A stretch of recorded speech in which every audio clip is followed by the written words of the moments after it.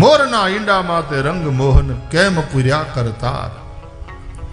આવી તારી કળા પરમ પારજી, કળા પરમ પાર, વાલા એમાં પહોંચે નહીં વિચાર.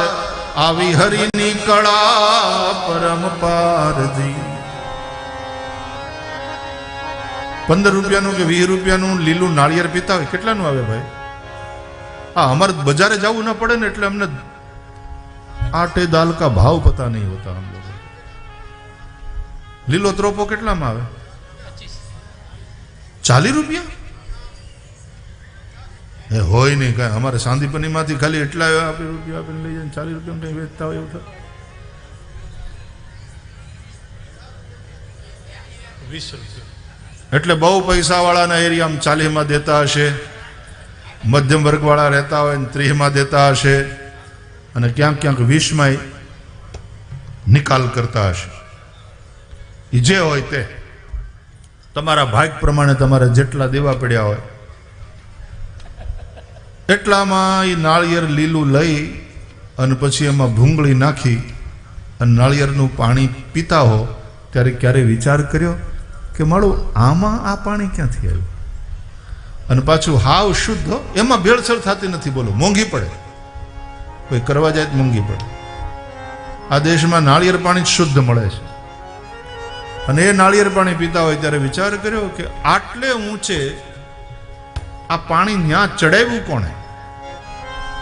નાળિયેરીના થડને તમે કાપો તો કોઈ પાઇપલાઇન જોવા નથી મળતી, નીચે ક્યાંય મોટર મુકાણી નથી, અને તોય પાણી ભરાઈ ગયું. ત્યાં ભરાયા પછી પાછું સીલ થઈ ગયું. ઓલી પ્લાસ્ટિકની બોટલને પાણી ભર્યા પછી સીલ કરવા માટેના મશીન આવે, આ એની મેળે સીલ થઈ જાય. કમાલ છે.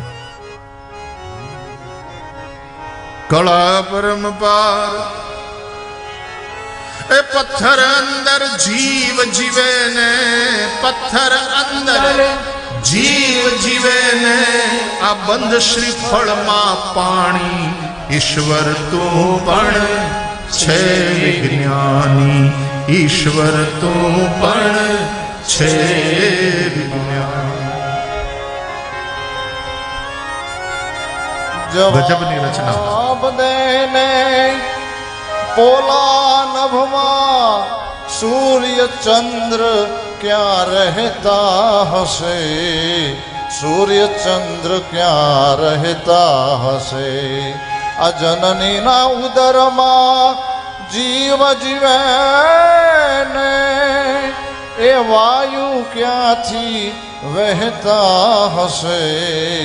વાયુ ક્યાંથી વહેતા હશે? તું સર્જાવે અને તું સહારે, પણ રાખે નહીં કોઈ નિશાની. ઈશ્વર તું પણ છે વિજ્ઞાની, ઈશ્વર તું પણ છે. પયપાન માટે જાદુગર તે, આ પયપાન માટે જાદુગર તે લોહીનું દૂધ બનાવ્યું. રામ લોહીનું દૂધ બનાવ્યું. કયે કર્મે આ જીવ અવતરે, એ તો ના સમજાયું.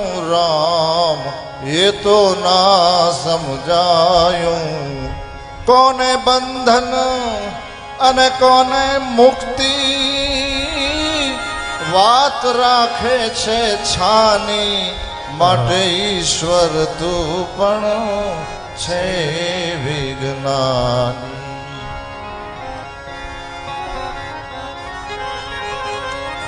ગજબ છે. ખાલી કૃતિનો વિચાર કરો ને તો કર્તાનો મહિમા તમને સમજાય.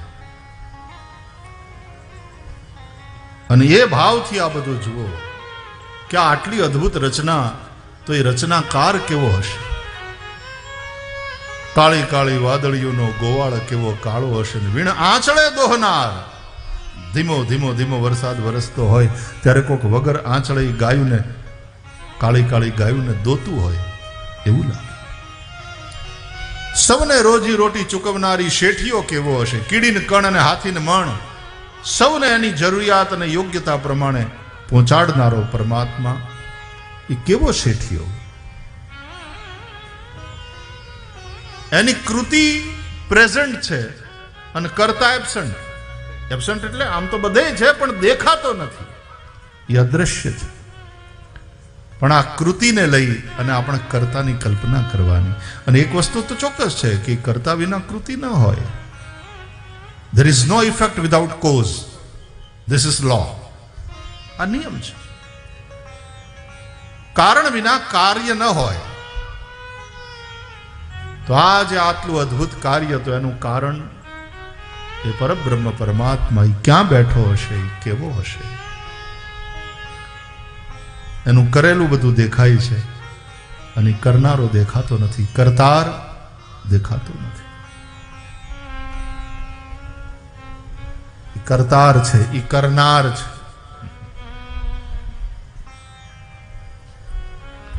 કોને બંધન કોને મુક્તિ, એ વાત બધાથી અજાણી. ઈશ્વર તું પણ છે વિજ્ઞાન.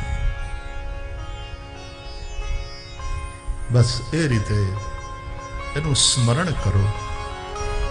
એણે આજે આ બધું તમારા માટે બનાવ્યું, એનો વિવેકથી ઉપયોગ કરો. જીવનને મોજથી જીવો અને એ પરમ તત્વ પરમાત્મા માટે પ્રેમથી અનુરાગથી સદા યુક્ત રહો. તમારો માયલો એના પ્રત્યે સદા કૃતજ્ઞ રહે. બહુ પાણી તરસ લાગી હોય અને પછી કોઈક શીતળ જળ તમને આપે, ત્યારે શીતળ જળ પીધા પછી, હાશકારો થયા પછી તમને હરિ યાદ આવ્યો? તમે પ્રભુને થેન્ક યુ કીધું કે હે મારા નાથ, તે જો આ પાણીને બનાવ્યું હોત તો મારું શું થાય? ભોજન સમય એટલા માટે ઈશ્વરને યાદ કરો. એની કૃપાથી આ થાળીમાં અન્ન પીરસાણું છે. And is unseen guest at your every meal. અદ્રશ્ય અતિથિ છે. તમે જ્યારે પણ જમવા બેસો ત્યારે પેલા એને ઓફર કરો. બ્રહ્માર્પણમ બ્રહ્મ હવિર બ્રહ્માગ્નૌ બ્રહ્મણાહુતમ બ્રહ્મૈવ તેન ગંતવ્યમ બ્રહ્મ કર્મ સમાધિ.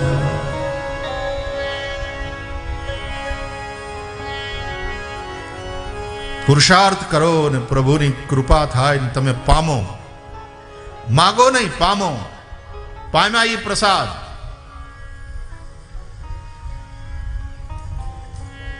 માગ્યા પછી મળે એ ભીખ.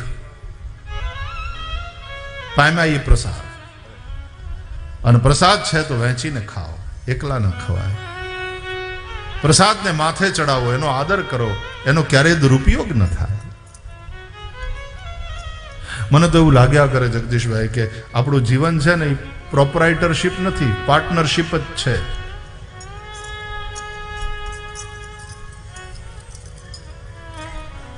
અને આપણો બધાનો પાર્ટનર પરમાત્મા છે. અડધો અડધ કામ ઈ કરે છે. લે ધરતી મેં બનાવી, હવે તું હળ હાંક, ખેડીને તૈયાર કર.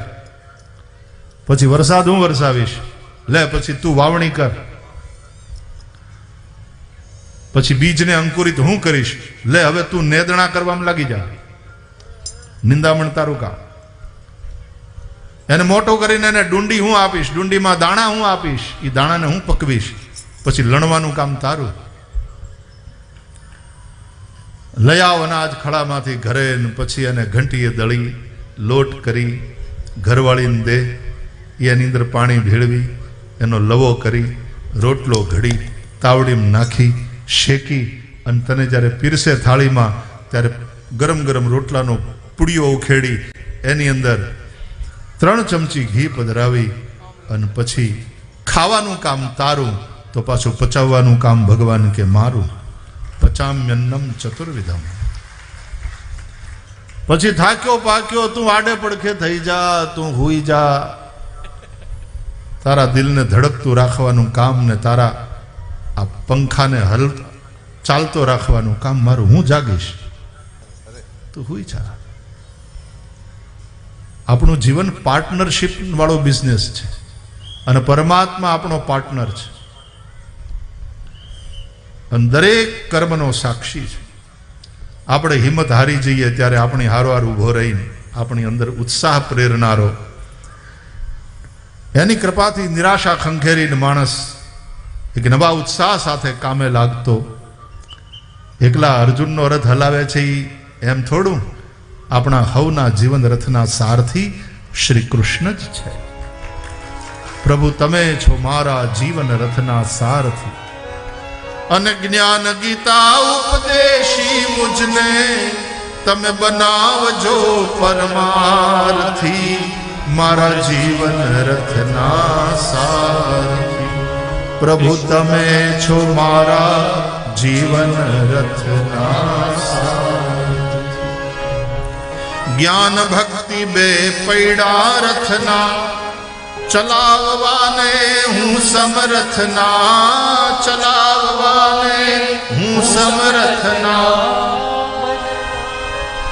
મનના ઘોડાઓ ના દોડે, મનના ઘોડાઓ ના દોડે, જ્યાં ત્યાં બેદરકારથી, મારા જીવન રથના સારથી. કૃષ્ણ તમે છો મારા જીવન રથના સારથી. હરીશભાઈ નરસિંહ એમની રચના છે. મારું તારું મનથી મૂકું અને ભક્તિ કેરો પંથ ન ચૂકું, ભક્તિ કેરો પંથ ન ચૂકું. હૈયો મારું કદી ન વિસરે, હૈયો મારું કદી ન વિસરે. આ દુનિયા છે સ્વાર્થી, મારા જીવન રથના સારથી. કૃષ્ણ તમે છો મારા જીવન. સુર નર મુનિ સબ કી યહી રીતિ, સ્વાર્થ લાગે કરે સબ પ્રીતિ. એટલે દુનિયા સ્વાર્થી છે એમ માનીને આપણે દુનિયાને નફરત કરવી ને દુનિયા છોડી, એવું નહીં. કારેલું કડવું છે, બસ એટલું ખ્યાલ, એટલું ભાન, એટલું જ્ઞાન આપણને હોવું જોઈએ. પછી કારેલાનું શાક થાય. ઝેરના ઇન્જેક્શન બને છે સાહેબ. દુનિયા જેવી છે એવી છે, પણ આપણે એની અંદર કેવી રીતે રહેવું એ આપણે નક્કી કરવાનું. આપણે એનો ઉપયોગ કેમ કરવો એ આપણે નક્કી કરવાનું. એમાં કઈ ગાળે નથી દીધી. કારેલાને કડવું છે એમ કીધું, એ કઈ ગાળ ન કહેવાય. એ જેવું છે એવું એને કેવું, યથાર્થ દર્શન. દુનિયામાં સ્વાર્થ છે, બધા સ્વાર્થ માટે તમને ભજે છે. તમારી પાસે કંઈક હોય, કા માણા પ્રભાવમાં તમારી પાસે આવે, કા અભાવને કારણે આવે, કા તમારા સ્વભાવને કારણે આવે. હા, કા તમારો પ્રભાવ એવો હોય કે સાહેબ તમારું ગાંધીનગર સુધી હાલે, કંઈક આટલું કામ કરી દો ને. તમારા પ્રભાવમાં તો પરમાત્માનો આભાર માનવો કે પ્રભુએ તમને એ ઠેકાણે પહોંચાડ્યા. તમે પ્રભાવી છો, બને એટલા ઉપયોગી થાવ જનતાને. માણસ કાં તો અભાવમાં આવશે, તમારો પ્રભાવ, પણ સામેવાળાનો ઘણી વાર અભાવ, એની પાસે કંઈક ન હોય અને તમારી પાસે કંઈક આશા કરીને આવે. તારા આંગણિયા એ પૂછીને જે કોઈ આવે રે, તો એને આવકારો મીઠો આપજે રે. એ જ તારે કાને રે એ સંકટ કોઈ સંભળાવે રે, બને તો થોડું કાપજે રે. માનવીની પાસે કોઈ માનવી ન આવે રે, આ તો તારા દિવસો દેખીને દુની પ્રભાવ, આ તો તારા દિવસો દેખીને દુનિયા આવે રે. બને એટલે થોડી મદદ કરજે. ઈ અભાવમાં હશે તો તારી પાસે આવશે ને ક્યાંક માગશે. સ્વાર્થ તો છે જ. તો ઈશ્વરનો આભાર માન કે ઈશ્વરે તને આપ્યું છે, થોડો હાથ લાંબો કર.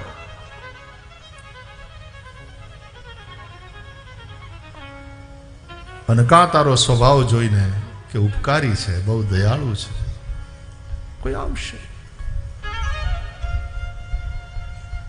કર્ણદાનેશ્વરી કહેવાનો. છેલ્લે છેલ્લે એની પાસે બ્રાહ્મણ બનીને ભગવાને હોનાનું દાન માંગ્યું. કાંઈ હતું નહીં તો પાણો લઈને પોતાના મોંમાં મારી દાંત પાડી, દાંત હોનાનો હતો, એ દઈ દીધો દાન.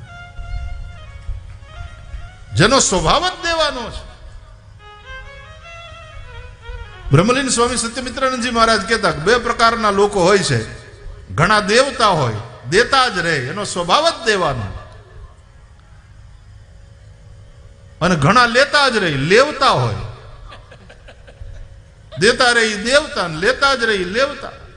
એ લાવ લાવ લાવ જ કરે. છે દુનિયા એવી, જેવી છે એવી છે. તારે એનો ધોખો કરવાની જરૂર નથી કે એને ગાળ્યું દેવામાં જો તું અટકી જાય તો તું ગોટે ચડી જશે. કારેલું કડવું હોય આવું કહેવામાં કારેલાની નિંદા નથી, અને તારા મનમાં કારેલા પ્રત્યે દ્વેષ થાય એવો આશય નથી. ખાલી તને વાસ્તવિકતાથી વિદિત કરવાનો પ્રયાસ છે કે આમ વાત છે. सुर नर मुनि सबकी यही रीति, स्वार्थ लागी करे सब प्रीति. मत कहे मेरो पुत सपुत है, बैनी कहे मेरो सुंदर भैया. मत कहे मेरो पुत सपुत है, बैनी कहे मेरो सुंदर भैया. तात कहे मेरो है कुल दीपक, लोक में लाज अधिक बढ़िया. पत्नी कहे मेरो प्राणपति, जाके मिले वो बलैया. कवि गंग कहे सुन शाह गबर, जिनकी गांठ सफेद रुपया, जिनकी गांठ सफेद रुपया, जिनकी गांठ सफेद रुपया. છે આવું.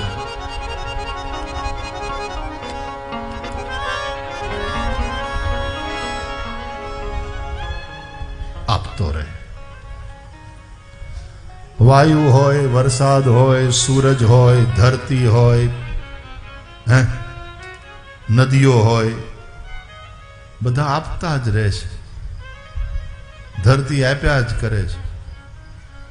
તમે વાવો તોય તમને મળે. ઘણી વાર નો વાવો તોય ધરતી તો આપે. એનો આપવાનો સ્વભાવ છે.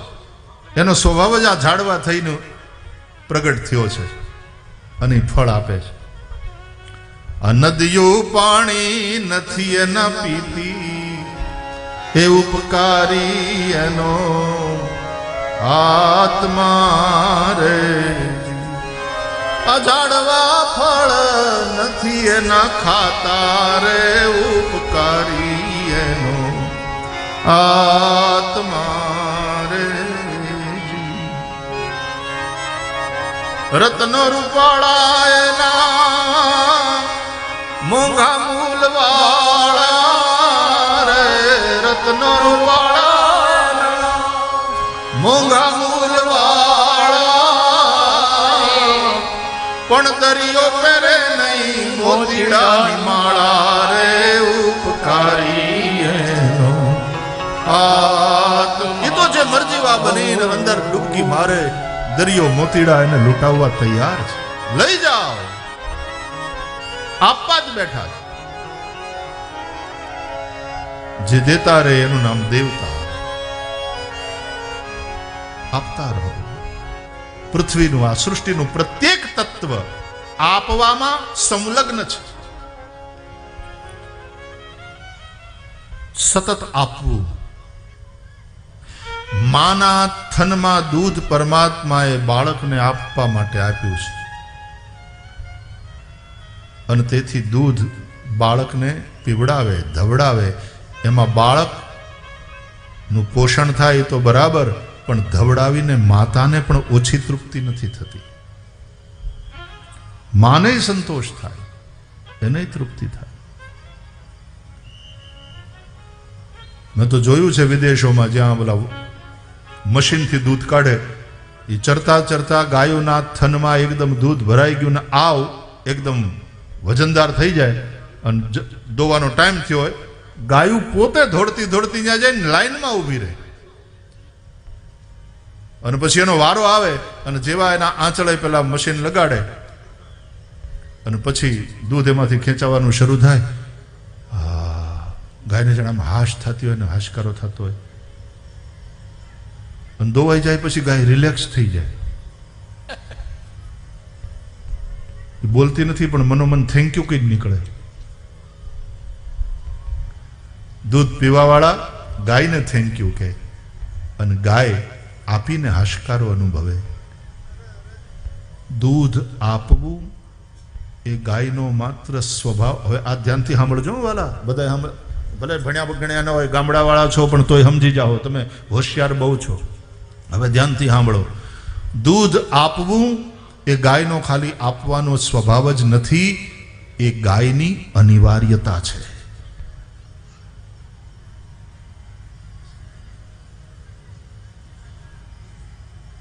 એમ ત્યાગ એ તમારો ઉપકાર નથી, એ તમારી અનિવાર્યતા છે.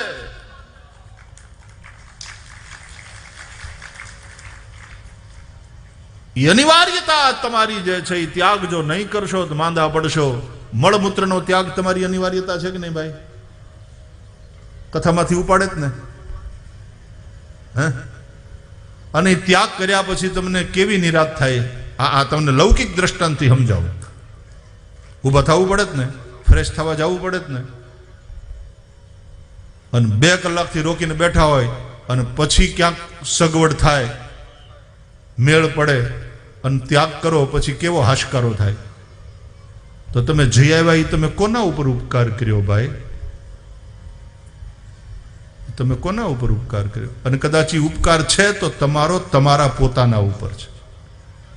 આવેગને રોકવા નહીં, આયુર્વેદ કહે છે આવેગને રોકવાથી અનેક રોગ થાય. એમ ત્યાગ પણ તમારી અનિવાર્યતા છે. એ ત્યાગનો આવેગ થાય ત્યારે કરી લેવો, જ્યારે આપવાનું મન થાય ત્યારે દઈ દેવું, ત્યારે પછી આમ લોભ ન કરવો. એમાં જે કૃપણતા કરે, કંજુસાઈ કરે, એ માંદા પડે, એના જીવનમાં પછી અનેક પ્રકારની અશાંતિ જોવા મળે. ત્યાગ તમારી અનિવાર્યતા છે. પ્રકૃતિના પ્રત્યેક તત્વ દેવામાં સંલગ્ન છે. આપતા રહો. આપણા જગદીશભાઈ ત્રિવેદી, આપણા હાસ્યકાર, લેખક, ટ્રિપલ ડોક્ટરેટ, PhD કર્યું, 50 વર્ષ સુધી કાર્યક્રમો કર્યા, અને ઘરનું બહુ પ્રેમથી, ઠાકોરજીની કૃપા બહુ હરખી રીતે હલાવ્યું. 50 વર્ષ પછી નક્કી કર્યું કે હવે મારે નથી લેવા, તો હું કાર્યક્રમ બંધ કરી દેવા. તો નહીં, કાર્યક્રમ તો ચાલુ રહે, કારણ કે લોકોને હસાવવા, લોકોને રિલેક્સ કરવા, એ પણ એક મિશન છે એમનું. અને પછી આવશે એ મફતે નથી કરવા, પણ મારે જોતાય નથી, મારે લેવા નથી. પછી આવશે એ હારે મારે કે ખર્ચી છે. હમણાં જ પાછી કેટલી સ્કૂલો 1 કરોડની ઉપર દાન દઈ ચૂક્યા છે અત્યારે પોતાના કાર્યક્રમોમાંથી આવતી રકમ. હમણાં જ એક સ્કૂલનું અમે ઉદ્ઘાટન કર્યું અહીંયા સાયલા. સ્કૂલ બનાવીને ગવર્મેન્ટને દઈ દીધી. આપો આપો આપો, આપવું તમારી અનિવાર્યતા છે. એ જ જીવન છે. Giving is living. Giving is living. ઘણા તો એવા રૂપિયા સાંભળીને એની માથે હરપ થઈને બેઠા હોય, કાંઈ હારે નહીં આવે, અને એવા હરપ થઈને બે. પાછા ઘણા એમ કે અમારે ઘરમાં ઉંદીડા ડાકલી બહુ વગાડે, દાદા ક્યાંક ફરતા લાગે છે. એ દાદા જ છે, ખાલી નાગ દાદા નહીં, ઓલ્યા જે કે રૂપિયો કોઈને આપતા નહોતા, એ પછી હરપ થઈને આવે. અરે હરપ હોય એ કાંચળી તો આપી દે છે, એ ઉતારી દે પછી. અને આ ફાટલી ગોદડી કોઈ ન આપે. બોલો, देते रहो, देते रहो, जिंदा रहना है, देते रहो. देते रहना तुम्हारी अनिवार्यता है, ये दुनिया पर उपकार नहीं है. આપણે દાન દઈને પછી તકતીઓ લગાડાવીએ. આપણે ત્યાં કહે ને કે કૂવો બનાવી, કૂવો ખોદાવી ને પછી 5 લાખ રૂપિયા ખર્ચા હોય એમાં, તો એમાં પછી તકતી લગાડે કે આ કૂવો 5 લાખ રૂપિયાના ખર્ચે બનાવીને ગામને ફલાણા ભાઈએ અર્પણ કર્યો છે. કૂવો બનાવવા વાળાનું નામ તકતીમાં લખાય, એમાં પાણી આપનારનું નામ કોણે લખ્યું? કે આ કૂવામાં પાણી પરમાત્માએ આપ્યું છે. એને કોઈ યાદ કરે? અને પાણી વગરનો હોય તો હું એમાં પડીને આપઘાત કરવો? કે ફલાણા ભાઈએ 5 લાખ રૂપિયા ખર્ચીને ગામને આપઘાત કરવાની આ એક સુવિધા ઊભી કરી આપી છે.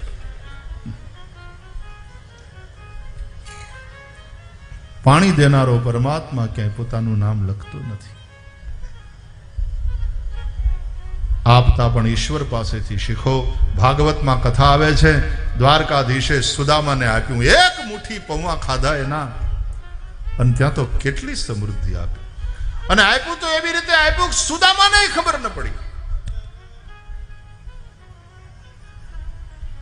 અને આપણે તો એનું ખોટું બહુ લગાડી કે આટલી મદદ કરી, પણ મારા વાલાએ થેન્ક યુ જેવા 2 શબ્દ ન કીધા. એના મોઢામાંથી થેન્ક યુ ન નીકળ્યું. ગણચોર. બીજી વાર ન કરું.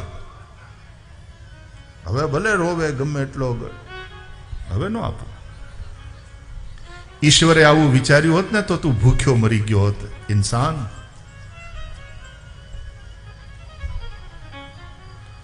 ગો માતાને પણ માણસ થેન્ક યુ નથી કહેતો, ઉલટાનો વિદેશમાં તો એ પછી દૂધ આપતી થોડી ઓછી થઈ જાય પછી એને મારીને ખાઈ જાય છે.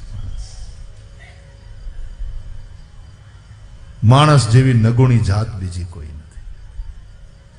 અને જો માણસ વિવેકી બને અને ઋષિત્વ એની અંદર જાગે તો એના જેવું શ્રેષ્ઠ પ્રાણી આ દુનિયાનું બીજું કોઈ નથી.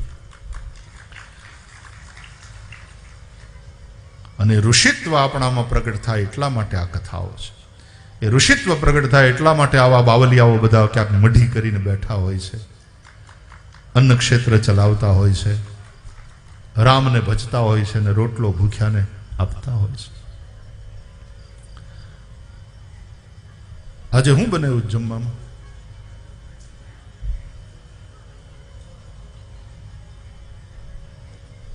બધાએ જ કથા સાંભળ્યા પછી બધાએ પ્રસાદ લેવાનો. આજે હું બન્યું છે?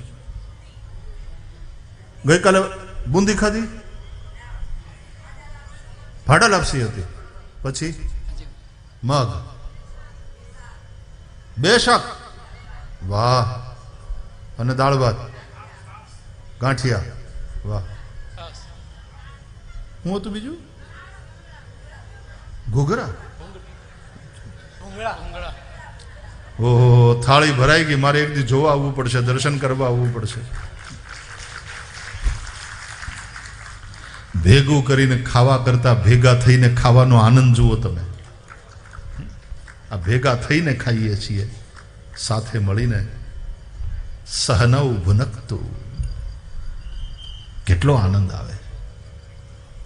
ઘરે જમવામાં જેટલો આનંદ ના આવે એટલા ઘરેથી બનાવેલા થેપલા, સંભારી કેરીનું આથણું, સૂકી ભાજી, 1 ડબરામાં દહીં, અને પછી અહીંથી ટ્રેન પકડી હોય મુંબઈની, અને બપોરના 12:30 થાય અને એ ભાતું ખોલીએ એટલે સામેની સીટ ઉપર બીજા બેઠા હોય, એ એનું ખોલે, અથવા તો એની પાસે ન હોય તો આપણે પાછા આપણી, મને આ મજા, આનું નામ ભારત. એની પાસે ન હોય તો આ ડબ્બો ખોલે ને ત્યારે તરત એને ઓફર કરે, લ્યો તમે લ્યો વાલા, રામે દીધો છે રૂડો રોટલો રે, કોઈને ખવડાવીને ખાઓ. આનું નામ યજ્ઞ. યજ્ઞ શ્રેષ્ઠાશિન સંતો મુચ્યંતે સર્વ કિલ્બિષૈઃ. આવો યજ્ઞ કરીને જે ખાય, આમ વહેંચીને જે ખાય, ભગવાન કહે છે ગીતામાં, એ બધા જ પાપોથી મુક્ત થાય છે. એ સાધુ પુરુષ છે, ગૃહસ્થાશ્રમી સંત છે.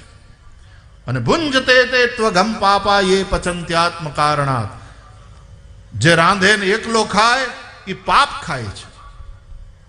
અને એટલા માટે વાલા, આપણે ત્યાં તો કોઈ અતિથિ આવે, કોઈ મહેમાન આવે, કોઈ ભૂખ્યો આવે, એને આપણે તરત કંઈક ખવડાવી, એને કંઈક રોટલો દઈ અને પછી મોંમાં આપણે કોળીઓ મૂકનારા, એ આપણી સંસ્કૃતિ, આ આપણી પરંપરા. અને આ સંસ્કારોએ ભારતને ભારત બનાવ્યો. આને કારણે ભારત ભારત છે. અને આ સંસ્કાર આપણે ટકાવી રાખવાના છે.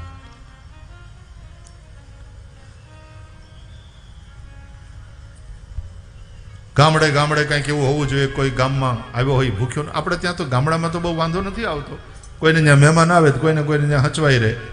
અને હવે આમ બધા સુખી છે એટલે આમ કોઈ, પણ છતાંય કોઈ અતિથિ અભ્યાગત આવે, કોઈ ભિક્ષુક આવે, કોઈ ભૂખ્યો આવે, આંગણે આવીને ઊભો રહે તો આપણે એને ખાલી હાથે ન જવા દઈએ. એ આપણો ગૃહસ્થી તરીકેનો ધર્મ છે. કેટલી જગ્યાએ અન્ન ક્ષેત્રો ચાલે. અને એમાં પ્રસાદ અહીંયા તો આપણે રામવાડીમાં, અહીંયા રામવાડી જ કહીએ જ ને આને, હા, મઢી, રામવાડી જુનાગઢ. હા, રામવાડીમાં ત્યાંય અન્ન ક્ષેત્ર ચાલે. અહીં રામમઢીમાં તે ગઈકાલે જ તે ઉદ્ઘાટન કર્યું, ત્યાં તે ભોજનાલયનું ઉદ્ઘાટન કર્યું. અન્ન બ્રહ્મ છે. અન્નમ બ્રહ્મેતિ વ્યજાનાત અન્નેનૈવ ઈમાની ભૂતાની જાયન્તે અન્નેનૈવ જાતાની જીવંતી. આવું ઉપનિષદો કહે છે. અન્ન બ્રહ્મ છે. અન્નનું દાન.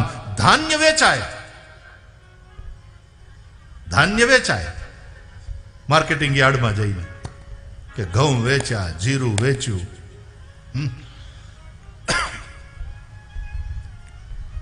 રાયડો વેચ્યો, એ વેચાય. વૈશ્ય છે, વ્યાપારી. પણ અન્ન વેચાય નહીં, એનું તો દાન થાય, એ વહેંચાય. અન્નદાન. ધાન્ય વિક્રય, પણ અન્ન વિક્રય નહીં, રસ વિક્રય નહીં, કન્યા વિક્રય નહીં, ગો વિક્રય નહીં, વિદ્યા વિક્રય નહીં. આ બધા વિક્રય પાપની શ્રેણીમાં આવે આપણા શાસ્ત્રો અનુસાર. વિદ્યાનું દાન હોય, વિદ્યાનો વિક્રય નહીં. જો વિદ્યાનો વિક્રય કરે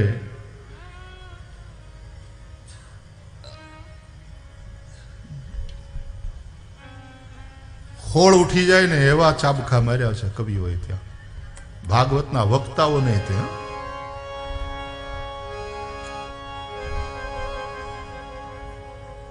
વ્યાસ વેશ્યાની એક જ પેર, બોલો, કથા વ્યાસને વેશ્યાની હારે મૂક્યા. વ્યાસ વેશ્યાની એક જ પેર, વિદ્યા બેટી ઉછેરી ઘેર. આણે વિદ્યા ઉછેરી, બોલી વેશ્યાએ પોતાની બેટી, પણ એ દીકરીને ઉછેરીને મોટી કરે. જેમ જેમ મોટી થાય એમાં એના મનમાં એક જ હોય કે ઓહો, આનું રૂપ જો 16 કળાએ ખીલ્યું, આનાથી રૂપિયા બહુ મળશે. વેશ્યા તો પોતાની દીકરીથી એવું જ વિચારે, રૂપિયા કમાવાનું વિચારે. એમ વ્યાસ પણ પોતાની વિદ્યાનો જો વિક્રય કરે અને એનાથી રૂપિયા જ કમાવાની ઓલી કરે તો આમાં ને એમાં કાંઈ ફેર નહીં. બોલો. માટે કથા વેચવા માટે નથી, વહેંચવા માટે. ભાગવતના વક્તાના જે ક્વોલિફિકેશન્સ કહ્યા છે ભાગવતના જ મહાત્મ્યમાં, એમાં પહેલી વહેલી વાત, વિરક્તો વૈષ્ણવો વિપ્રો વેદ શાસ્ત્ર વિશુદ્ધિકૃત દ્રષ્ટાંત કુશલો ધીરો વક્તા કાર્યો તે નિસ્પૃહ. હા, તમે કંઈક આ જ પરંપરા ચાલતી રહે માટે થઈને કંઈક કોઈ સારું કાર્ય કરતા હોય તો લોકો એની અંદર તમને સહયોગ કરે કથાના માધ્યમથી, કે આટલા લાખ તમારા યજ્ઞમાં અમારી પણ આહુતિ. એ વાત જુદી. જેટલા રૂપિયા પછી જગદીશભાઈને આપે એટલા રૂપિયા અંતે દાનમાં જ જવાના છે, પાછા જનકલ્યાણના કામમાં લાગવાના.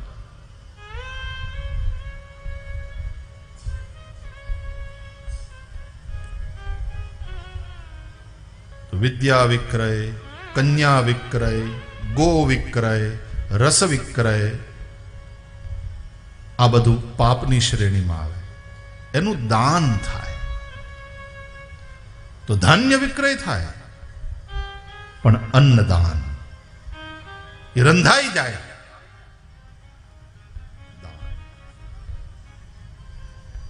તો પછી આ રેસ્ટોરન્ટ હોટલ બધું હાલે એનું હું? આવો પ્રશ્ન થાય ને.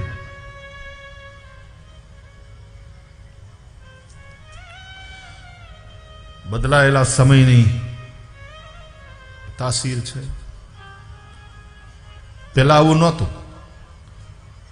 પણ બદલાયેલા સમયની સાથે સ્મૃતિઓ પણ બદલાય. શ્રુતિ ના બદલાય. શ્રુતિ એટલે વેદ, પણ વેદે કીધેલી વાતોને જીવનમાં વ્યવહારમાં ઉતારવાની યુક્તિ બતાવે એનું નામ સ્મૃતિ.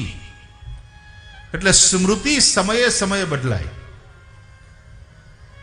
મનુસ્મૃતિથી શરૂ થયો ને યાજ્ઞવલ્ક્ય સ્મૃતિ ને પારાશર સ્મૃતિ ને કેટલી બધી સ્મૃતિઓ આવી. સમય બદલે એમ સમયની સમસ્યાઓ બદલે નવી નવી, અને નવી નવી સમસ્યાઓનું સમાધાન નવી નવી સ્મૃતિઓ દ્વારા અપાય. ઠીક છે, અત્યારે એવા બિઝનેસ પણ છે હોય, પણ એમાંથી પાછો થોડો ભાગ પરમાર્થે કાઢો. જેના ખિસ્સામાં પૈસા ન હોય એવા કોઈ ભૂખ્યા નહીં તે રેસ્ટોરન્ટ વાળા જમાડી દે. સારું છે કે લગ્ન ગાળો હોય ને એમાં જે જમણવાર થયો હોય એમાં પાછું વધ્યું હોય તો કેટલાક લોકો આવીને લઈને એવી સેવા કરે છે કે ભાઈ ભૂખ્યા હોય એના સુધી પહોંચાડો, કોકના મોઢામાં જાય. આનો બગાડ ન થવો જોઈએ. આ પણ યજ્ઞ છે. કોઈ ભૂખ્યું ના રહે.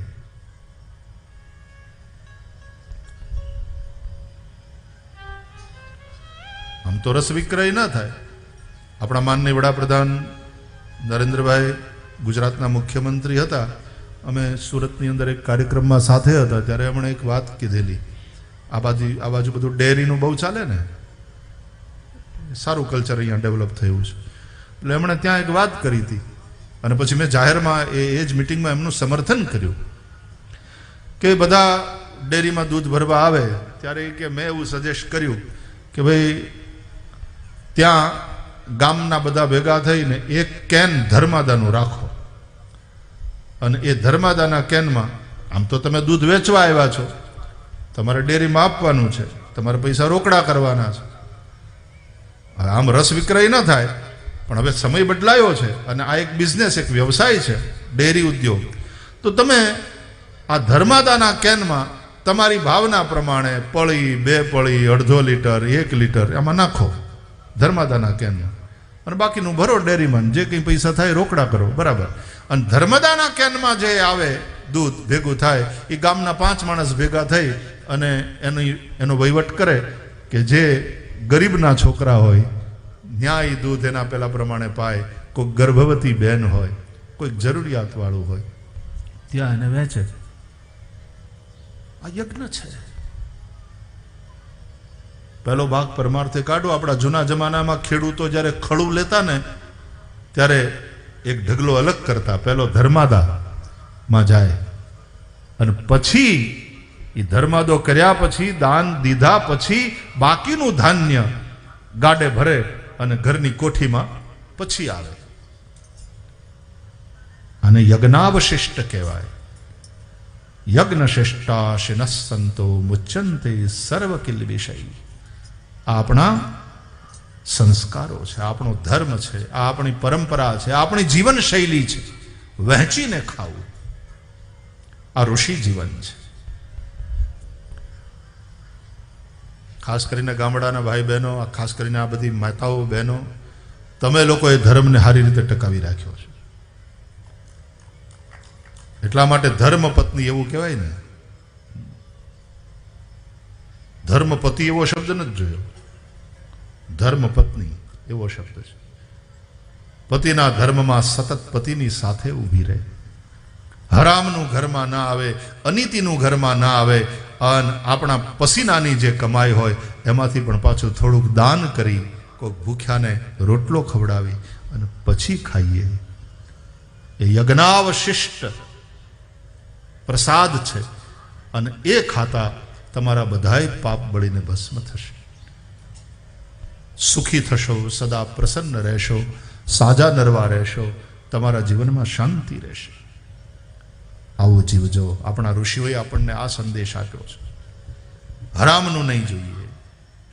અનીતિ સે ધન હોત હૈ બરસ 5 અરુ 7 તુલસી 12 બરસ મેં જડા મૂલ સે.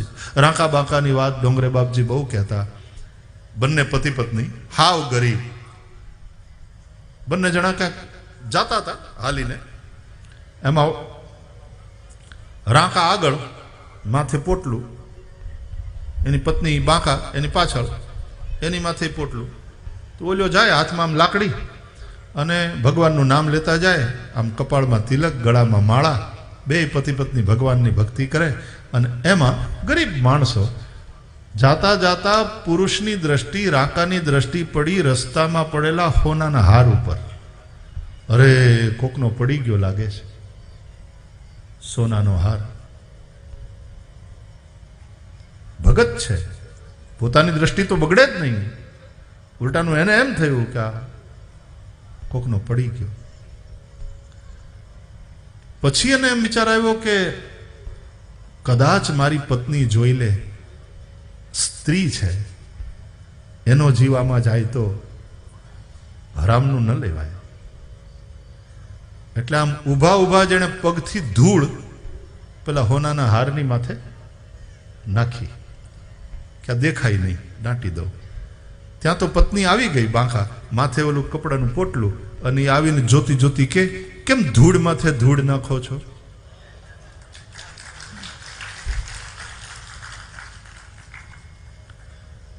ત્યારે પતિએ પોતાની પત્નીને પ્રણામ કર્યા કે મારા કરતાંય તારી ભૂમિકા વધારે ઊંચી છે.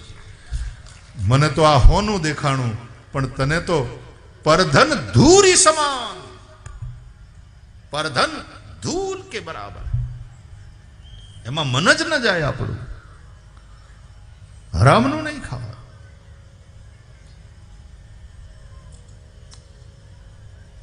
અને જે દિવસે હરામનું ક્યાંક આવ્યું ને તમે હેરાન થયા ને ક્યાંક નુકસાન, ક્યાંક ને ક્યાંક ભોગવવું જ પડે.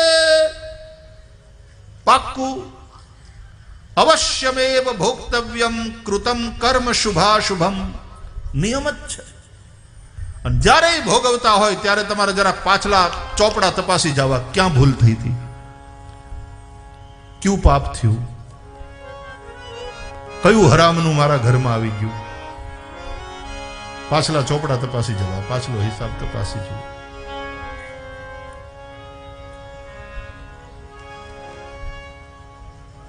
ભોગવવા પડે છે તો ચૂકવવા પડે છે. કરેલા કર્મના બદલા ભોગવવા પડે છે. કરેલા એ કર્મના બદલા દેવા રે